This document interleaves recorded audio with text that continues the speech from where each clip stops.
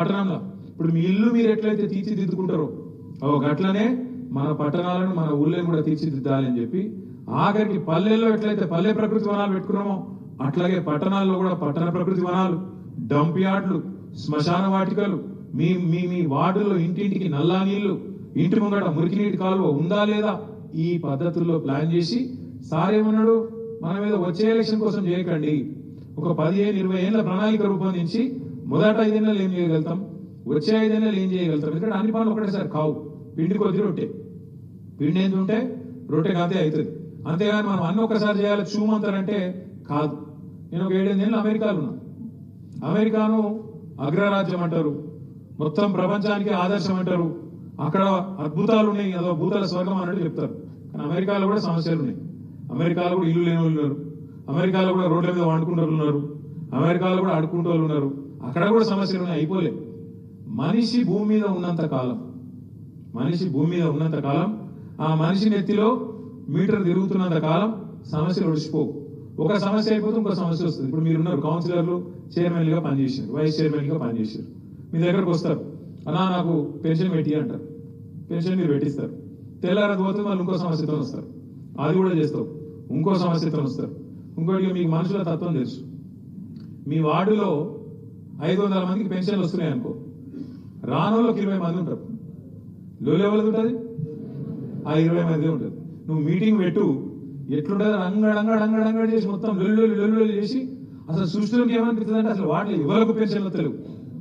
Ration card మన ప్రభుత్వం ఉన్నప్పుడు 6.5 లక్షల మందికి రేషన్ కార్డు ఇస్తున్నాం మనం, 6.5 లక్షల మందికి. కానీ కాంగ్రెస్ వాళ్ళు అడుగురు ఇప్పుడు ఒక్క రేషన్ కార్డు ఇవ్వలే టీఆర్ఎస్ ప్రభుత్వం అంటారు. అది ఇచ్చినప్పుడు ఆయన సంవత్సరాల వారీగా లెక్క ఇది ఉందంటే వినలే.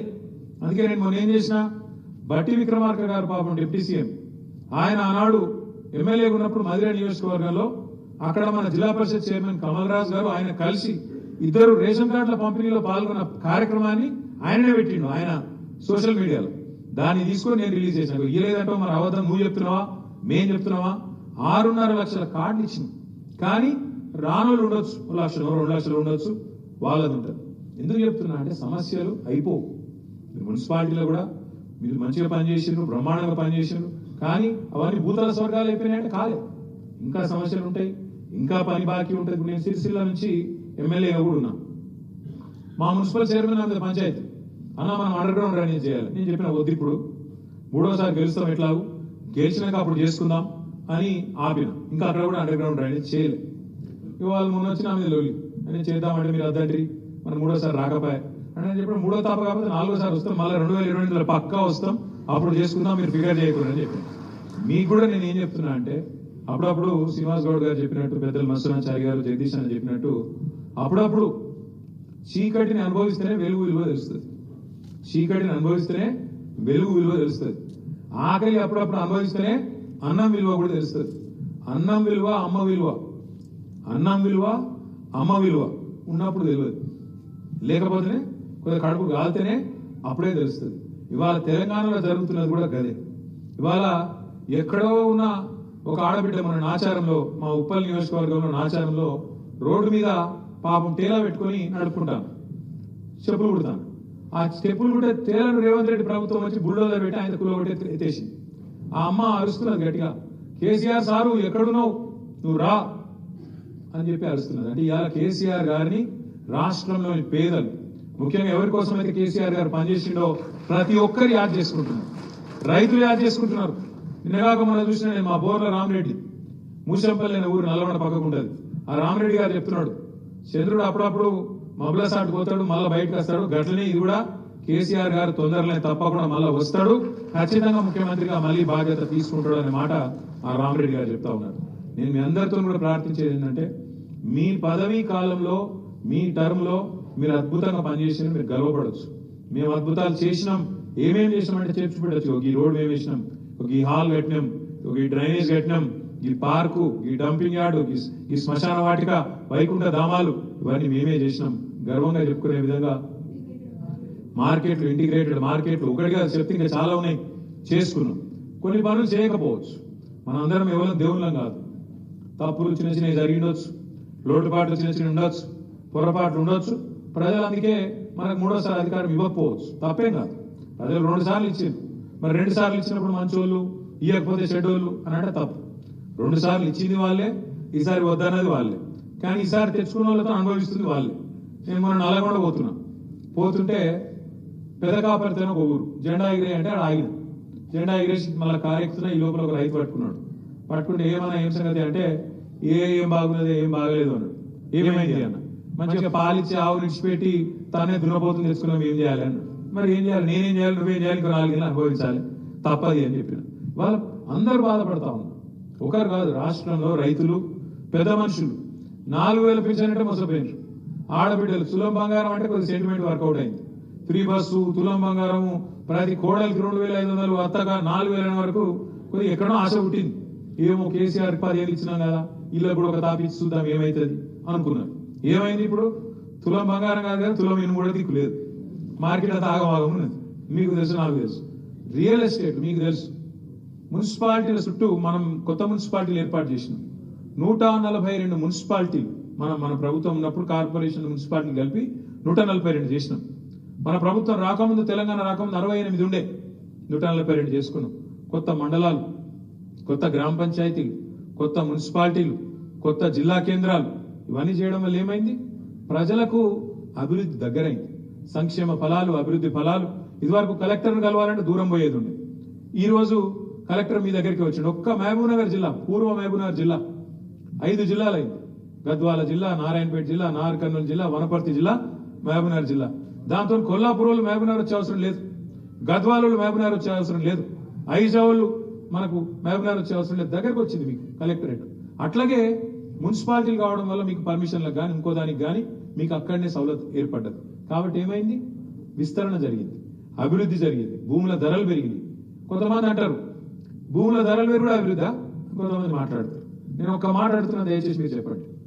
ఇప్పుడు ఒక పెద్ద మనిషికి ఒక 4 ఎకరాల పొలం ఉందనుకో, తెలంగాణ రాకముందు దాని విలువ, ఒక్కొక్క ఎకరం విలువ 10 లక్షలు. తెలంగాణ వచ్చినాక ఇవాళ ఆ పొలం విలువ ఒక్కొక్క ఎకరం 50 లక్షలు అయింది.